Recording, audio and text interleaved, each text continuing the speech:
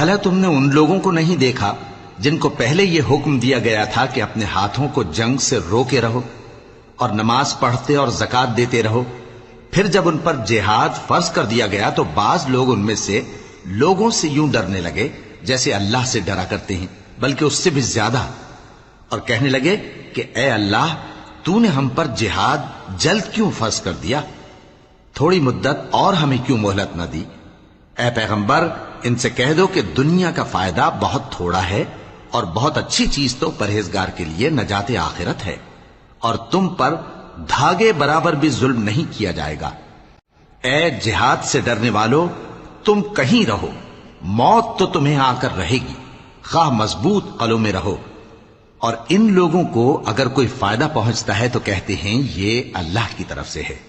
اور اگر کوئی مصیبت پہنچتی ہے تو اے پیغمبر تم سے کہتے ہیں کہ یہ آپ کی وجہ سے ہمیں پہنچی ہے۔ کہہ دو کہ رنج و راحت سب اللہ ہی کی طرف سے ہے۔ ان لوگوں کو کیا ہو گیا ہے کہ بات بھی نہیں سمجھ سکتے؟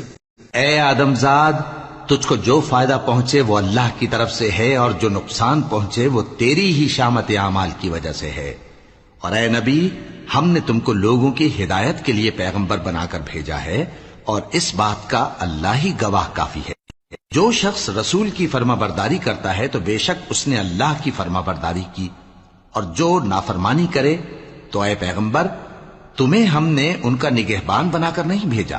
اور یہ لوگ منہ سے تو کہتے ہیں کہ آپ کی فرما برداری دل سے منظور ہے، مگر جب تمہارے پاس سے چلے جاتے ہیں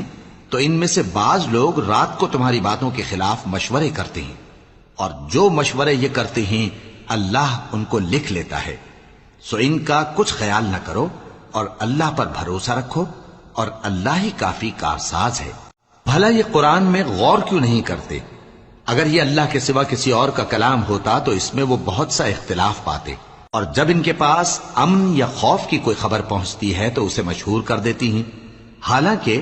اگر اس کو پیغمبر اور اپنے ذمہ داروں کے پاس پہنچاتے تو تحقیق کرنے والے اس کی تحقیق کر لیتے، اور اگر تم پر اللہ کا فضل اور اس کی مہربانی نہ ہوتی تو چند آدمیوں کے سوا تم سب شیطان کے پیرو ہو جاتے۔ سو اے پیغمبر، اللہ کی راہ میں لڑو، تم اپنے سوا کسی کے ذمہ دار نہیں ہو، اور مومنوں کو بھی ترغیب دو۔ قریب ہے کہ اللہ کافروں کی لڑائی کو بند کر دے، اور اللہ شدید ترین جنگ کرنے والا ہے اور سزا دینے کے لحاظ سے بھی بہت سخت ہے۔ جو شخص نیک بات کی سفارش کرے تو اس کو اس کے ثواب میں سے حصہ ملے گا، اور جو بری بات کی سفارش کرے اس کو اس کے عذاب میں سے حصہ ملے گا، اور اللہ ہر چیز پر قدرت رکھتا ہے۔ اور جب تم کو کوئی دعا دے تو جواب میں تم اس سے بہتر کلمے سے اسے دعا دو، یا انہی لفظوں سے دعا دو، بے شک اللہ ہر چیز کا حساب لینے والا ہے۔ اللہ وہ معبود برحق ہے کہ اس کے سوا کوئی عبادت کے لائق نہیں۔ وہ قیامت کے دن تم سب کو ضرور جمع کرے گا، اور اللہ سے بڑھ کر بات کا سچا کون ہوگا؟ اب کیا سبب ہے کہ مسلمانوں تم منافقوں کے بارے میں دو گروہ بن گئے ہو، حالانکہ اللہ نے ان کو ان کے کرتوتوں کے سبب اوندھا کر دیا ہے؟ کیا تم چاہتے ہو کہ جس شخص کو اللہ نے گمراہ رہنے دیا ہے اس کو رستے پر لے آؤ، اور جس شخص کو اللہ گمراہ رہنے دے تم اس کے لیے کبھی بھی رستہ نہیں پاؤ گے؟ وہ تو یہ چاہتے ہیں کہ جس طرح وہ خود کافر ہیں اسی طرح تم بھی کافر ہو کر سب برابر ہو جاؤ۔ تو جب تک وہ اللہ کی راہ میں وطن نہ چھوڑ جائیں ان میں سے کسی کو دوست نہ بنانا۔ اگر ترک وطن کو قبول نہ کریں تو ان کو پکڑ لو اور جہاں پاؤ قتل کر دو، اور ان میں سے کسی کو اپنا رفیق اور مددگار نہ بناؤ، مگر جو لوگ ایسے لوگوں سے جا ملے ہوں جن میں اور تم میں صلح کا عہد ہو، یا اس حال میں کہ ان کے دل تمہارے ساتھ یا اپنی قوم کے ساتھ لڑنے سے بھنچ رہے ہوں تمہارے پاس آ جائیں تو اور بات ہے۔ اور اگر اللہ چاہتا تو ان کو تم پر غالب کر دیتا تو وہ تم سے ضرور لڑتے۔ پھر اگر وہ تم سے کنارہ کشی کریں یعنی تم سے نہ لڑیں اور تمہاری طرف صلح کا پیغام بھیجیں تو اللہ نے تمہارے لیے ان پر زبردستی کرنے کی کوئی سبیل مقرر نہیں کی۔ تم کچھ اور لوگ ایسے بھی پاؤ گے جو یہ چاہتے ہیں کہ تم سے بھی امن میں رہیں اور اپنی قوم سے بھی امن میں رہیں، لیکن جب فتنہ انگیزی کو بلائے جائیں تو اس میں اوندھے منہ گر پڑیں۔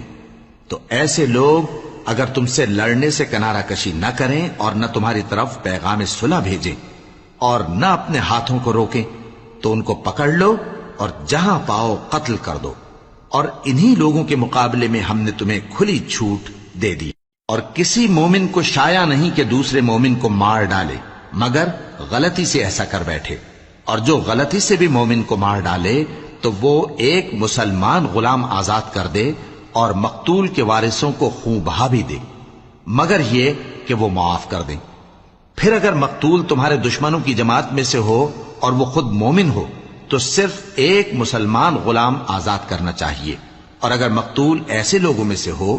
جن میں اور تم میں صلح کا عہد ہو تو وارثان مقتول کو خون بہا دینا اور ایک مسلمان غلام آزاد کرنا چاہیے، اور جس کو یہ میسر نہ ہو وہ متواتر 2 مہینے کے روزے رکھے۔ یہ کفارہ اللہ کی طرف سے قبول توبہ کے لیے ہے، اور اللہ سب کچھ جانتا ہے، بڑی حکمت والا ہے۔